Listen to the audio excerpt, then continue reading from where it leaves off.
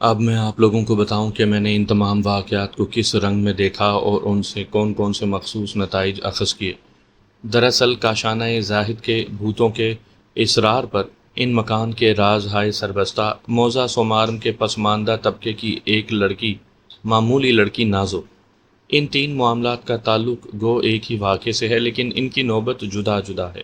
لہٰذا اپنی سہولت کی خاطر ان کو تین گروہ میں رکھ کر غور کیا جائے تو بہتر ہے، لیکن اس سے پہلے مسز یوسف کا معاملہ صاف ہو جائے تو بہتر ہے، جو ان اصلی رازوں کے درمیان آ کر ایک الجھن سی پیدا کرتی ہے، جس کے متعلق مجھے اعتراف ہے کہ اس کی بدولت مجھے اصل واقعات کو سمجھنے میں بہت دقت کا سامنا کرنا پڑا۔ یوسف کی جوانی کا بیشتر زمانہ ممالک غیر میں گزرا۔ اس دوران میں وہ صرف 2 بار حیدرآباد آیا۔ پہلی بار کوئی خاص واقعہ نہ ہوا کیونکہ اس کے قیام کی مدت بہت مختصر تھی۔ دوسری بار وہ زیادہ دیر ٹھہرا۔ یہاں اس کی ملاقات حیدرآباد کے ایک نامور تاجر کی نوجوان اور حسین لڑکی نجمہ سے ہوئی۔ دونوں میں محبت ہو گئی، اور چونکہ انگلستان جانے سے قبل اس محبت کے رشتے کو مضبوط بنانے کی ضرورت تھی، اس لیے نجمہ اور یوسف نے خفیہ شادی کر لی۔ اس اقدام میں دونوں کی مصلحت تھی۔ نجمہ کو ڈر تھا کہ اس کے والد جاگیردار خاندان کے ایک لڑکے سے اس کی شادی نہیں ہونے دیں گے، کیونکہ ان کی رائے اس طبقے کے متعلق کچھ اچھی نہیں تھی۔ دوسری طرف زاہد صاحب نے یوسف کی شادی نسرین سے طے کر دی تھی، اور یوسف کو ڈر تھا کہ وہ ضرور اس رشتے کی مخالفت کریں گے، لہٰذا خفیہ شادی ہوئی۔ اس کے بعد یوسف تو انگلستان چلا گیا اور نجمہ کو بد کردار قرار دے کر ان کے والد نے گھر سے نکال دیا، اور عین اس وقت جب کہ اس لڑکی کی زندگی تباہی کے غار کے دہانے پر کھڑی تھی، اس بوڑھی خادمہ نے بڑھ کر اس کو سہارا دیا اور اس ویران مکان میں سکونت اختیار کر لی۔ نجمہ کے بھائی کی رگ حمیت اس واقعے کا حال سن کر بھڑکی، اور وہ اپنی بہن کا انتقام لینے کے لیے یوسف کے دشمن بن گئے، جن کو میں نے اور تاجور نے مل کر اس سے باز رکھا۔ اس ایک واقعے سے قطع نظر وہ کوئی اور ہی بھیانک راز تھا، جو ایک طرف ایک جاگیردار کے خاندان کو اور دوسری طرف موزہ سومارم کی ایک حقیر سی لڑکی کو ایک ہی درجے میں شمار کرتا تھا، اور اس راز کا مرکزی نقطہ وہی پراسرار خوفناک دشمن تھا۔ چنانچہ جب میں پہلے پہل حیدرآباد آیا تو میں نے ایک پراسرار روح کو کاشانہ زاہد کے اطراف گھومتے دیکھا۔ اس وقت مجھے اس معاملے سے دلچسپی ہوئی، اور میں نے ایک رات یہ پتہ چلا لیا کہ وہ کوئی روح نہیں بلکہ بوڑھی عورت ہے جو کسی خاص مقصد کے پیش نظر ایسا کرتی ہے۔ حالات پیش آمدہ نے جب اس بات کو ثابت کر دیا کہ ایک شخص ایک ادنا درجے کی لڑکی اور اعلیٰ خاندان کے نوجوان کا مساوی دشمن ہے، تو قدرتی طور پر یہ خیال میرے ذہن میں پیدا ہوا کہ یوسف اور نازو میں اس انتقام کے تعلق سے کوئی نہ کوئی ربط ضرور ہے، اور وہی ربط اس راز کی اہم کڑی ہے۔ چنانچہ میں نے آج سے 7 سال پہلے کے اس واقعے کی چھان بین کی۔ زاہد صاحب کی بھاوج نیم دیوانگی کی حالت میں اپنی خرد سال بچی کے ساتھ لاپتہ ہو گئیں۔ اس واقعے کو نازو اور یوسف کی درمیانی کڑی سے ملا کر دیکھ لو، کیا ان دونوں واقعات میں کوئی ظاہری یا باطنی تعلق نظر نہیں آتا؟ سراج نے ایک تیز متجسس نظر حاضرین پر ڈالی، لیکن اس سوال کا جواب دینے کی کسی میں ہمت نہیں تھی، یا پھر کسی نے اس سوال کو سنا ہی نہیں۔ سراج نے اپنا بیان جاری رکھتے ہوئے کہا، ضرور کوئی نہ کوئی تعلق ان واقعات میں ہے، اور میں بلا خوف اور تردد یہ کہہ سکتا ہوں کہ وہ کڑی جو اس راز کے تعلق سے کلیدی اہمیت کی حامل ہے، جو ان دو مختلف واقعات کو جن میں کئی سال کے بعد کا ہے ایک ہی رشتے میں منسلک کرتی ہے، وہ ہے زاہد صاحب کی گمشدہ بھاوج کی شخصیت۔ سراج کے اس اعلان پر سب لوگ حیران رہ گئے۔ اب تک ان کی سمجھ میں نہیں آیا تھا کہ دراصل سراج کہنا کیا چاہتا ہے، لیکن سراج بدستور کہتا گیا، آئیے ان واقعات کو پھر سے نئے سرے سے غور کریں، اس طرح سے شاید ہم ان کو ان کے اصل روپ میں دیکھ سکیں۔ سب سے پہلی چیز تو یہ کہ زاہد صاحب کی بھاوج یعنی کہ یوسف کی والدہ ایک شریف اور عزت دار گھرانے کی فرد تھیں۔ ان کو اپنے شوہر کی وفات کا گہرا رنج ہوا، اور وہ اس کے بعد اکثر متفکر اور خاموش نظر آتی تھیں۔ ذرا ان کے دل کو ٹٹولیے، کیا ان کی اس معنی خیز خاموشی اور فکر کا یہی مطلب تھا کہ وہ اپنے شوہر کے رنج اور سوگ میں اس حال کو پہنچی؟ تھوڑی دیر کے لیے ہم یہی فرض کر لیتے ہیں کہ یہ صرف گہرے رنج و غم کا اثر تھا، اور اسی غم میں وہ نیم پاگل ہو گئیں، لیکن سوال یہ ہے کہ اس پاگل پن میں ان کو اپنی بچی کے ساتھ گھر سے لاپتہ ہونے کا خیال کیوں کر رہا؟ پھر پولیس کی رپورٹ کو بمو جب سی پی کے علاقے میں ان کی لاش برآمد ہوئی تو وہ بچی جس کو پاگل پن میں بھی وہ ساتھ لے کر گھر سے نکلی تھی کہاں گئی؟ اس کی لاش کیوں نہ برآمد ہوئی؟ ان واقعات سے ہم اس نتیجے پر پہنچتے ہیں کہ لاش کا واقعہ محض ایک فریب تھا جو یوسف کی ماں نے اپنے دشمن کو فریب دینے کے لیے گھڑ لیا، اور اپنے کپڑے ایک ایسی پاگل عورت کو پہنا کر جس کی حد سے بڑی ہوئی جنونی کیفیت سے ان کے لیے یہ اندازہ لگا لینا چنداں مشکل نہ تھا کہ عنقریب وہ خودکشی کر لے گی۔ اس فریب کو عمل میں لایا گیا۔ بہرحال واقعات کچھ ہی کیوں نہ ہوں، لیکن نتائج جنہیں میں نے اخذ کیا ان کی صحت میں کسی کو شبہ بھی نہیں ہو سکتا۔ یہاں پہنچ کر بات آئی گئی ہو گئی، لیکن زاہد صاحب اس فریب سے مطمئن ہو سکتے تھے، لیکن وہ خوفناک دشمن ایسے جھانسوں میں آنے والا نہیں تھا۔ اسی بات سے مجبور ہو کر ایک عورت ایک چھوٹی بچی کے ساتھ حیدرآباد کے کسی گاؤں میں آئی اور ان پیشہ ور ادنا درجے کے لوگوں کے ساتھ رہائش اختیار کی جہاں انہیں تلاش کرنے کا ان کا دشمن فکر بھی نہ کر سکتا تھا۔ دن گزرتے گئے اور یہ راز صرف چند لوگوں کے سینے میں محفوظ رہا۔ پھر اس عورت کا کسی گاؤں میں انتقال ہوا اور وہ لڑکی اسی قبیلے میں رہی۔ آخرکار اسی کے موروثی دشمن نے اس کا اس وقت کھوج لگا لیا جبکہ اس لڑکی کے دوست قرائن سے دشمن کی چال بازیوں سے واقف ہو گئے، اور انہوں نے چند قابل اعتماد لوگوں کی تحویل میں اس لڑکی کو دے دیا۔ اس طرح یوسف کی ماں تو مر گئی، لیکن نازو زندہ رہی جو یوسف کی بہن ہے، اور چونکہ اس کا واحد سرپرست اور محافظ میں تھا، اس لیے نازو کے تعلق سے وہ میرا بھی دشمن بن گیا، اور اس نے مجھے 2 بار قتل کرنے کی کوشش کی۔ لیکن سراج وہ آدمی کون تھا جس نے اس رات نسرین کو اغوا کرنے کی کوشش کی؟ احمد نے دریافت کیا۔ وہ تو خیر سومارم کا داروغہ تھا، سراج نے جواب دیا، مگر اس نے بھی اب اپنی حالت سدھار لی ہے۔ میں کل ہی اس سے ملا تھا۔ اس نے بڑے تپاک سے مل کر کہا، صاحب آپ نے مجھے سیدھا راستہ بتلا دیا۔ اس وقت سے آج تک بڑی اچھی طرح رہا، میں نے تمام برائیوں سے توبہ کر لی ہے۔ اس دن بھی احمد تم نے خواہ مجھ پر شک کیا اور سراج میں التجا کرتا ہوں کہ ان واقعات کو بھلا دو۔ احمد نے منت کی، مجھے ان کے خیال ہی سے دکھ ہوتا ہے۔ نجمہ نے سراج سے پوچھا، سراج صاحب نازو اب کہاں ہے؟ میرے گاؤں میں ہے، سراج بولا، بہت ہی شریر ہے، وہ یقیناً اس کو اپنی محبت کرنے والی بھابھی سے مل کر بہت مسرت ہوگی۔ اف، میں کس قدر خوش نصیب ہوں، نجمہ نے خوش ہو کر کہا، میری ایک چھوٹی سی نند بھی ہے، یقیناً میں بھی اس کو اپنے سینے سے لگا کر ویسی ہی مسرت محسوس کروں گی۔ تاجور نے اپنے مہمانوں کے آرام کرنے کا انتظام کر دیا۔ ابھی سراج کا کام ختم نہیں ہوا تھا، اس کو اس خوفناک آدمی سے نبٹنا تھا جس کو اس نے ایک کمرے میں قید کر رکھا تھا۔ اپنی بیوی تاجور کی متوالی آنکھوں میں نیند کا خمار محسوس کر کے سراج نے کہا، تاجور اب تم بھی آرام کرو، زیادہ جاگنے سے کہیں تمہاری صحت نہ خراب ہو جائے۔ اب کہاں جا رہے ہو سراج؟ اس نے پوچھا۔ اب بھی دل گھبرا رہا ہے؟ سراج مسکرا کر بولا، اب تو کوئی خطرہ نہیں، تم آرام کرو، میں ابھی تھوڑی دیر میں آتا ہوں۔ سامعین کرام، آپ سن رہے ہیں ایک پراسرار رومانی کہانی جس کا نام ہے داستان۔ یہ اس سلسلے کی قسط نمبر 23 ہے۔ مجھے امید ہے آپ کو میری یہ کاوش پسند آ رہی ہوگی۔ آپ نے اگر ابھی تک میرا چینل کہانی گھر سبسکرائب نہیں کیا تو ابھی میرے چینل کو سبسکرائب کر کے بیل نوٹیفیکیشن آن کر لیجئے تاکہ آنے والی ہر نئی کہانی کی اطلاع بر وقت آپ تک پہنچ سکے۔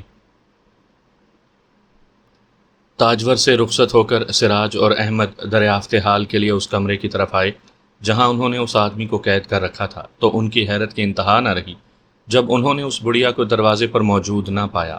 کمرے کا دروازہ امید کے خلاف کھلا ہوا تھا۔ پہلے تو انہوں نے سوچا کہ دشمن موقع پا کر فرار ہو گیا، لیکن نہیں، کمرے میں سے 2 آدمیوں کی آواز آ رہی تھی۔ احمد اور سراج ٹھٹک کر رہ گئے۔ اندر سے عورت کی آواز یہ کہہ رہی تھی، خدا کے لیے شاہد تم یہاں سے بھاگ جاؤ، تمہاری جان خطرے میں ہے، وہ لوگ تمہیں پولیس کے حوالے کر دیں گے۔ تم چپ رہو، تمہاری ساری امیدیں بر آئیں، تم چاہتی تھی میں گرفتار کر لیا جاؤں، مجھے جیل بھیج دیا جائے، میں ہی تمہارے راستے کا کانٹا تھا، وہ تو تم نے دور کر دیا ہے، یہ ہمدردی کہاں سے ابل پڑی؟ ضد نہ کرو میرے اچھے شاہد، خدا کے لیے اپنی جان بچاؤ، ورنہ وہ لوگ اس بات سے واقف ہو جائیں گے، خواہ مخواہ بدنامی ہوگی، تم پر مقدمہ چلے گا، تم پر الزام لگایا جائے گا کہ تم دنیا میں ذلیل ہو جاؤ۔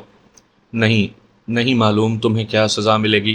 ضد نہ کرو شاہد، تمہیں میری جان کی قسم، زندگی میں آج تک میں نے تم سے کوئی التجا نہ کی، ایک بار تو میری التجا سن لو، میں تمہیں لوہے کی سلاخوں میں بند نہیں دیکھ سکتی۔ سراج اور احمد حیران رہ گئے کہ یہ عورت کون ہے، اور ان کے دماغ میں ایک نیا خیال پیدا ہوا جس کے زیر اثر بے تحاشا دونوں کمرے میں گھس پڑے۔ بڑھیا کے منہ سے ایک چیخ نکل گئی، اس آدمی نے حقارت سے منہ پھیر لیا۔ سراج نے چبھتے ہوئے لہجے میں کہا، خوب، تو تم ہمارے دشمن کو بھگانا چاہتی تھی۔ اچھی وفاداری کی تم نے۔ آخر ہونا ایک ذلیل اور کم طرف ملازمہ، دھوکے باز بڑھیا، صبح ہم تمہیں بھی اس گناہ گار شخص کے ساتھ پولیس کے حوالے کر دیں گے۔ خدا کے لیے اس کو مورود الزام نہ ٹھہراؤ۔ جو کچھ کہنا ہو، جو کچھ سزا دینی ہو مجھے دو، میں گناہ گار ہوں، میں مکار ہوں، میں ذلیل ہوں، اس کا کوئی قصور نہیں۔ گناہ گار آدمی نے اپنا منہ چھپا لیا اور سسکیاں لے کر رونے لگا۔ بوڑھی عورت بری طرح رو رہی تھی۔ ایسا نہ کہو شاہد، قصور میرا ہے، سزا مجھے ملنی چاہیے۔ میں نے ہی تم پر ظلم کیا، میں نے ہی تمہیں برباد کیا، سزا مجھے دو۔ سراج اور احمد کی سمجھ میں نہ آیا کہ آخر یہ ماجرا کیا ہے۔ گناہ گار بوڑھا اب بالکل بدل چکا تھا، اس کا استقلال اور ہمت جواب دے گئی تھی۔ اب وہ ایک کمزور اور بے کس آدمی نظر آتا تھا۔ اس نے سراج سے مخاطب ہو کر کہا، بہادر نوجوان، میں تم سے التجا کرتا ہوں، اس بد نصیب عورت کو معاف کر دو۔ خدا کے لیے اگر تم اس بات پر یقین رکھتے ہو کہ گناہ گار ضمیر میں بھی نیک جذبہ پوشیدہ ہو سکتا ہے تو اس جذبے کی قسم کہ وہ بے گناہ ہے، بالکل بے گناہ، مجھے سزا دو، لیکن اس کو بخش دو۔ اس نے تمہارا کیا بگاڑا ہے جو تم اس کو ذلیل کرنے پر تلے ہوئے ہو؟ کیا ایک کمزور عورت کو رسوا کر کے تمہیں خوشی ہوگی؟ جرم میں نے کیا ہے، میں نے ہی تم لوگوں کو ستایا، میں نے ہی تمہیں نقصان پہنچانے کی کوشش کی، میں تمہارا دشمن ہوں، لیکن سزا اس غریب کو کیوں دی جائے؟ اس نے ملتجیانہ انداز میں ہاتھ پھیلا دیے، جیسے رحم و کرم کی بھیک مانگ رہا ہو۔ گناہ گار ضمیر کی اس التجا نے سراج کا دل دہلا دیا۔ سراج ایک شریف اور نیک نوجوان تھا، اس کا دل پسیج گیا۔ اس نے شاہد سے کہا، ہم ایک شرط پر اس عورت کو معاف کر سکتے ہیں، اگر تم یہ بتا دو کہ یہ عورت کون ہے اور اس کا تمہارے ساتھ کیا تعلق ہے۔ نہیں نہیں، مجھے سزا دو، مجھے پولیس کے حوالے کر دو، میں گناہ گار ہوں، بوڑھی عورت نے چلا کر کہا۔ زبیدہ چپ ہو جاؤ، اس مرد نے کہا، میں برا ہوں، کمینہ ہوں، ذلیل ہوں، میں نے ہی تمہارے سارے خاندان کو تباہ کرنے کی کوشش کی، لیکن پھر بھی میں یہ نہیں چاہتا کہ تم میری وجہ سے ذلیل اور رسوا ہو جاؤ، لوگ تم پر انگلیاں اٹھائیں اور ہنسے۔ پھر وہ سراج سے مخاطب ہو کر بولا، نیک دل نوجوان، میں تمہیں بتاؤں گا کہ یہ بوڑھا بدماش دراصل کون ہے اور اس نے اس طرح کے کئی آدمیوں کی جان لینے کی کوشش کیوں کی، اور اس کا اس بد نصیب عورت کے ساتھ کیا تعلق ہے۔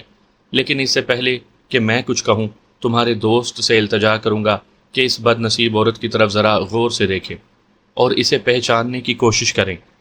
شخص مذکورہ نے بڑھیا کا آنچل سر سے ہٹا دیا اور اس کا چہرہ روشنی کی طرف پھیرا۔ احمد نے غور سے اس عورت کی طرف دیکھا۔ زرد رنگ، جھریوں دار چہرہ، اندر کو دھسی ہوئی بے نور آنکھیں جن میں پچھلے حسن کے مٹے ہوئے آثار اب بھی موجود تھے۔ احمد نے غیر یقینی لہجے میں کہا، میں نے ان کو ان سے پہلے بھی کہیں دیکھا ہے لیکن یاد نہیں پڑتا کہاں۔ آپ کا مطلب یہ ہے کہ اس کی صورت پہچانی ہوئی ہے؟ اس شخص نے کہا، میرے لیے بس اتنا ہی کافی ہے۔ اب میں آپ کو بتاؤں گا کہ میں کون ہوں اور میرا اس عورت سے کیا تعلق ہے۔ سراج اور احمد اطمینان سے بیٹھ گئے اور شخص مذکور نے اپنا قصہ بیان کرنا شروع کیا۔ آج سے قریباً 3 سال قبل کا ذکر ہے کہ دہلی کے اطراف و اکناف میں ایک چھوٹا سا گاؤں آباد تھا جس کے باشندے اکثر و بیشتر کاشتکار تھے۔ یہ گاؤں اور اس کی ساری زمینیں ایک ظالم اور جابر امیر افضل حسین کی ملکیت تھی۔ پیداوار کا کچھ حصہ گاؤں کے باشندوں کی گزر بسر کے لیے مل جاتا اور بقیہ اس امیر کی کوٹھی میں منتقل کر دیا جاتا۔ اس حالت میں گاؤں والوں کی اقتصادی حالت کا خود آپ اندازہ لگا سکتے ہیں۔ صرف گاؤں کے باشندے معاشی اعتبار سے اس امیر کے محتاج تھے، بلکہ وہ ان سب کو اپنا زر خرید غلام سمجھتا تھا، اور اس کے یہاں ہر ایک زیادتی اور ناانصافی ان پر جائز اور درست تھی۔ اس کے پڑوسی گاؤں میں ایک اور زمیندار رہا کرتا تھا جو اگرچہ دولت اور عمارت میں اس امیر افضل حسین کا ہم پلہ نہیں تھا، لیکن انصاف اور رعایا کی ہمدردی اور محبت میں جواب نہیں رکھتا تھا۔ اس زمیندار کا ایک نوجوان لڑکا تھا اور ایک لڑکی۔ لڑکے کا نام شاہد تھا۔ وہ لڑکا ایک تعلیم یافتہ اور روشن خیال نوجوان تھا۔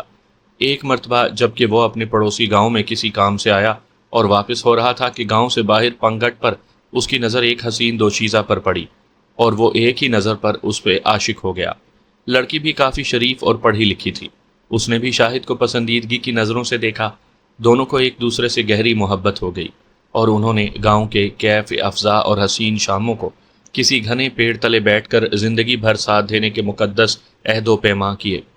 یہ لڑکی افضل حسین کے گاؤں کے چودھری ناصر کی اکلوتی بیٹی زبیدہ تھی۔ اسی طرح دن گزرتے رہے اور ان کی محبت پروان چڑھتی رہی۔ کہ بدقسمتی سے زبیدہ پر افضل حسین کی بری نظر پڑ گئی اور اس نے گاؤں کے اس حسین پھول کو توڑ کر اپنے حرم کا گلدستہ سجانا چاہا۔ بوڑھا ہماتن اس قصے میں کھوس آ گیا، جیسے زندگی کے بیتے ہوئے حسین لمحات اب بھی اس کی نگاہوں میں ان گزری ہوئی کیف و نشاط کی باتوں کو لوٹا رہے تھے۔ غریب عورت سسکیاں لے کر رو رہی تھی۔ شاہد کہہ رہا تھا، نوجوان امیر نے اپنے سفلی جذبات کی پرورش کے لیے غریب چودھری پر دباؤ ڈالا اور اس کی لڑکی کو اپنی کوٹھی میں منتقل کر لیا۔ اس معصوم لڑکی کو جبراً اس ملعون نے اپنی ہوش کا شکار بنایا۔ بد نصیب اور بے بس شاہد تڑپ کر رہ گیا، اس کا دل خون ہو گیا۔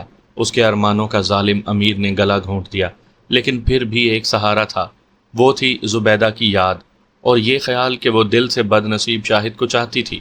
ظالم امیر کو کچھ عرصے بعد اس بات کا پتہ چلا کہ وہ ایک بچے کا باپ بننے والا ہے۔ اس نئے انکشاف نے اس کو نئے تخیلات بخشے، اس کے دل میں نئی آرزوئیں جنم لینے لگیں۔ اس نے زبیدہ سے باضابطہ نکاح کر لیا تاکہ ہونے والے بچے کا جائز باپ بن سکے۔ یہاں تک بھی غریب شاہد اپنی زندگی اور قسمت پر قانے رہا، لیکن شومئی قسمت سے ظالم امیر کو نہ جانے کس طرح اس بات کا علم ہو گیا کہ زبیدہ غریب شاہد کی محبوبہ ہے۔ اس خیال نے زمیندار کو چین سے نہ بیٹھنے دیا۔ ایک طرف تو وہ شاہد کو تباہ و برباد کرنے کی ترکیبیں سوچنے لگا اور دوسری طرف وہ زبیدہ پر طرح طرح کے ظلم توڑنے لگا۔ اس نے اس کو کئی طرح تکلیفیں دیں۔ نہ صرف یہ بلکہ اس نے میرے غریب باپ پر ایک جھوٹا مقدمہ کھڑا کیا اور اس کو سزا دلوائی۔ ہمارے مکان میں اپنے کارندوں کو بھیج کر آگ لگوا دی۔ اس پر بھی مجھے کوئی رنج نہ تھا۔ اس نے اپنے انہی کارندوں کے ذریعے سے میری نو عمر اور بد نصیب بہن کا اغوا کروایا اور خود میری آنکھوں کے سامنے، ان بد نصیب آنکھوں کے سامنے اس معصوم کو اپنی ہوس کا شکار بنایا۔ بد نصیب بہن تڑپی، چلائی، روئی، لیکن اس نے ایک نہ سنی۔ سیاہ کار امیر کے ہاتھوں تباہ ہونے والی بہن نے اسی دکھ میں گھل گھل کر جان دے دی۔ اب مجھ میں ظلم سہنے کی تاب نہیں تھی۔ دنیا مجھے ظالم کہتی ہے، بے درد کہتی ہے، لیکن شاید اس وقت اندھی تھی جبکہ میری بد نصیب بہن اس ظالم خونی امیر کے ہاتھوں میں ایک چھوٹی سی چڑیا کی طرح تڑپ رہی تھی۔ او میرے خدا! ستم رسیدہ آدمی رونے لگا۔ سراج اور احمد کی آنکھوں سے بھی آنسو بہنے لگے۔ شاہد، میرے اچھے شاہد، خدا کے لیے چپ ہو جاؤ، بوڑھی عورت نے التجا کی۔ اور میں مجرم ہوں، خونی ہوں، بے درد ہوں۔ مجھ پر جو کچھ ہوا کیا وہ ظلم نہیں تھا؟ کیا میں بھی انسان نہیں ہوں؟ کیا میرے سینے میں بھی دل نہیں؟ کیا میری رگوں میں خون نہیں توڑتا؟ کیا مجھ غریب کے دل میں غیرت اور خودداری کا احساس نہیں؟ لیکن نہیں، میں مجرم ہوں، خونی ہوں، مجھے پولیس کے حوالے کر دو، مجھے سزا دلاؤ، میں قاتل ہوں۔ مظلوم بوڑھے کا چہرہ وفور جوش سے سرخ ہو گیا۔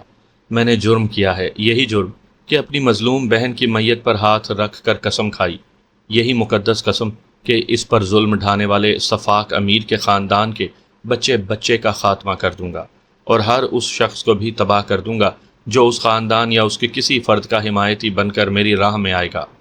اس عہد کے بعد میں نے مسلسل کوشش کی کہ کسی طرح اس ذلیل انسان کا خاتمہ کر دوں، لیکن ناکام رہا۔ پھر کچھ عرصے کے بعد وہ خود ہی قدرت کے انتقام کا نشانہ بنا۔ شہر کے تعاون میں اس کا خاتمہ ہو گیا، لیکن میرا انتقام ابھی پورا نہیں ہوا تھا۔ میں نے کئی دفعہ زبیدہ اور اس کے بچوں کو ختم کر دینے کی ٹھانی اور شاید کامیاب بھی ہو جاتا، لیکن ہر بار زبیدہ کی محبت میرے آڑے آئی اور میرا ہاتھ خود بخود رک گیا۔ لیکن جب زبیدہ اپنے بچوں کو لے کر حیدرآباد آ گئی تو میرا جذبہ انتقام زور پکڑ گیا۔ میں بھی اس کے ساتھ ہی یہاں آیا۔ میں کئی بار زبیدہ سے ملا بھی۔ اس نے ہر بار مجھ سے التجا کی، میری خوشامد کی اور اپنی محبت کا واسطہ دیا کہ اس کے بے گناہ بچوں کو بخش دوں، لیکن جو ہی مجھے اپنی غم نصیب بہن کی صورت یاد آ جاتی میرا دل بے چین ہو جاتا اور اس خیال سے میرا جوش انتقام اور بڑھ جاتا کہ میری زبیدہ کو مجھ سے جدا کرنے والا بھی وہی ظالم تھا جس کی اولاد آج تک اس دنیا میں سانس لے رہی ہے۔ شخص مذکور اتنا کہہ کر خاموش ہو گیا۔ شاید وہ اپنی کہانی ختم کر چکا تھا۔ واقعی آپ کی کہانی بہت دردناک ہے، احمد نے متاثر ہو کر کہا۔ ہمیں معاف کر دیجئے چچی جان، ہم سے آپ کی شان میں بہت گستاخی ہوئی۔ سراج نے شرمندہ ہو کر کہا، یہ کیا کہہ رہے ہو بیٹا؟ تم بہت اچھے لڑکے ہو، تم نے مجھ جیسی بے کس عورت کی بہت مدد کی، خدا تمہیں اس کا اچھا اجر دے گا۔ لیکن چچی جان، ہماری یہ سمجھ میں نہیں آیا کہ وہ عورت کون تھی جو نازو کو لے کر اس خانہ بدوش قبیلے میں جا ملی اور وہیں جس کا انتقال ہوا؟ اور ہاں، وہ ٹھگنے قد والا آدمی بھی کون تھا جس نے نازو کو ایک دن پہلے ہی ہماری آمد سے خبردار کیا؟ احمد نے پوچھا۔ زبیدہ خاتون نے ان کو بتایا کہ وہ ان کی وفادار خادمہ تھی اور ٹھگنے قد والا اس کا شوہر، چونکہ انہوں نے شاہد سے پیچھا چھڑانا ناممکن سمجھا، اس لیے خادمہ کے ساتھ نازو کو بھیج دیا تاکہ کم از کم نازو کا کھوج وہ نہ پا سکے، اور خود نجمہ کے یہاں ملازم ہو گئیں تاکہ اپنی بہو اور اس کے بچے کی حفاظت کر سکیں، کیونکہ ان کو یوسف کی خفیہ شادی کا علم ہو چکا تھا۔ جب یوسف کی واپسی کا زمانہ قریب آیا تو انہوں نے کاشانہ زاہد کے چکر لگانے شروع کر دیے تاکہ بروقت یوسف کی امداد کر سکیں۔ آخر میں شاہد سے مخاطب ہو کر انہوں نے کہا، تمہارے خوف سے نہ جانے میں کہاں کہاں ماری پھرتی رہی، کتنی تکلیفیں اٹھائی ہیں میں نے،